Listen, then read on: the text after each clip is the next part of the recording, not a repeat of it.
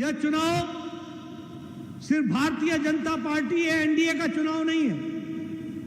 यह चुनाव लालटेन युग से निकल करके एलईडी युग को जाने का चुनाव है।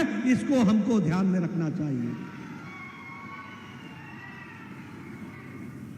मित्रों, यह चुनाव जो बिहार 20 साल पहले जंगल राज से निकल करके आया और नीतीश कुमार की मेहनत के कारण और मोदी जी के आशीर्वाद के कारण जो इसने विकास की पटरी पर चलना शुरू किया, उस पटरी पर चलते हुए नई गति देने का चुनाव ये 11 तारीख का चुनाव है। इसको समझ लीजिए।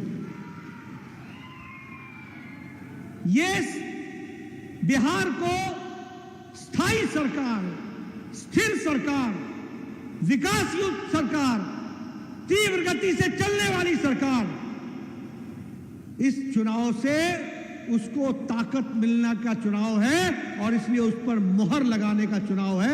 यह तुमने याद रखना। और इसलिए मैं हमेशा कहता हूं, देखो, अगर विकास का मजा लेना है तो विनाश को हमेशा याद रखना। अगर उजाले का महत्व समझना है तो अंधकार का त्रासदी को हमेशा पहचान के रखना। अगर पूर्णमासी चांदनी रात का मजा लेना है तो अमावस्या की अंधेरी रात को हमेशा याद रखना।